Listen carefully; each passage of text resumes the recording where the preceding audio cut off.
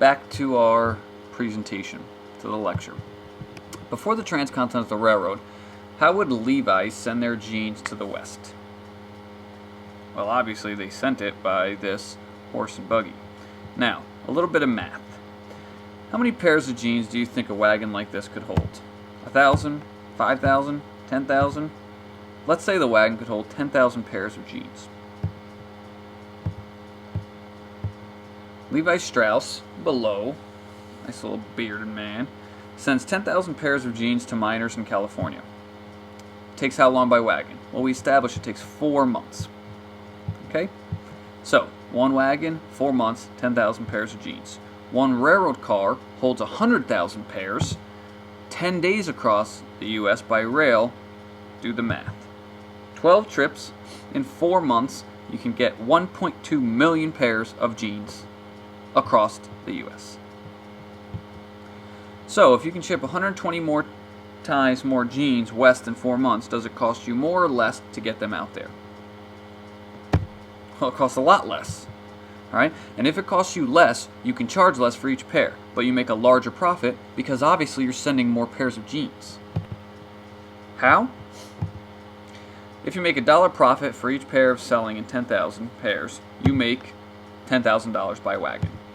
If you lower your price because you ship by rail and make only 10 cents for each pair of jeans, then you, for 1 million pairs, you make $120,000 by railroad. Which, if you can do math, is $110,000 profit. Now, railroads are great, right? For the most part, yes. But here's the issue. That's not good. Neither is that, or that, or that.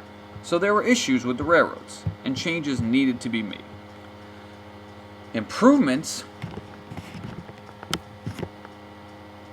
were there for the taking, to make travel easier and safer for the people, better shipping of the raw materials and finished goods.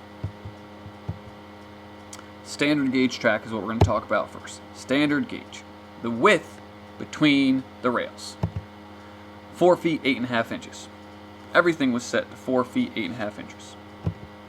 Before standard gauge, railroad companies used their own track width, which meant if you came to a different company and you couldn't have your train on their tracks, everything had to be pulled off the train and put on a different one. Air brakes. Meet George Westinghouse. He invented the air brake that used compressed air to stop trains. His basic design is still used today on trains, buses, tractor-trailers. Improved car couplers. That's the way that the car is put together, the way that they stay together.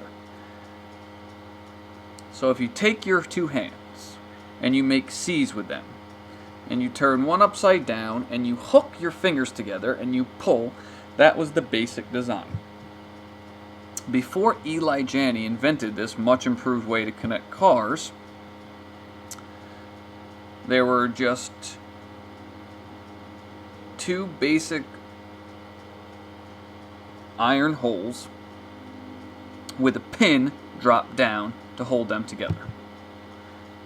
Alright, this improved car coupler is still used today. Refrigerated car. Meet my man Gustavus Swift. Alright, he invented the ice-cooled railroad car that kept food fresh for shipping. He's also the founder of Swiss bacon. Raise your hand if you like to eat bacon. I know I like to eat bacon. Sleeper cars. This is George Pullman. He changed transportation on the railroad system by making a sleeper car, a place that was comfortable, different seats people were able to sleep in when they traveled. They no longer had to sit for days as they crossed the country. Who made the most money from the growth of the railroads? Railroad barons. Please remember this name, railroad barons. This is James J. Hill. He was worth $53 million. Collis Huntington was part owner of the Central Pacific Railroad. Leland Stanford. He was the major owner of the Central Pacific Railroad. He was worth over $1 billion. He drove that golden spike that I showed you in the last slideshow at Promontory Point. Anyone remember where that is? It's in Utah. Stanford University is named after his son. And the richest, most powerful railroad baron of them all, Cornelius Vanderbilt. That's Cornelius Vanderbilt. Cornelius Vanderbilt. Vanderbilt made a fortune in the shipping industry. Was 70 years old when he went into the railroads. He built New York's Grand Central Station.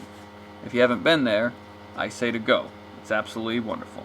But then again, I am a big fan of New York. He was worth over $2 billion. Corny Vanderbilt. His New York City home had over 100 rooms. It was torn down and is the site of the Biltmore Hotel. Vanderbilt's summer home was called the Breakers. It is in Newport, Rhode Island, and can still be visited today. Here are a few pictures of his summer home. Pretty magnificent if you ask me. It had 70 rooms. So he went from a house with 100 rooms to a summer home with 70 rooms. Not too shabby, if you say the least. What did the railroad barons do to keep control of the railroad industry and keep others from getting into railroads? Consolidation, combining big companies into bigger ones to make smaller companies go out of business. Secret rebates for their best customers. So the people that were their best customers, they threw them rebates. Some money off here, some money off there, and they kept their customers happy. Pools. Divided country among themselves so they wouldn't compete with each other. What term means an industry is controlled by one company and there is no competition? Here's a little hint.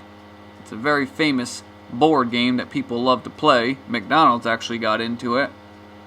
And you must collect $200 after you pass go. Monopoly. Please remember that word.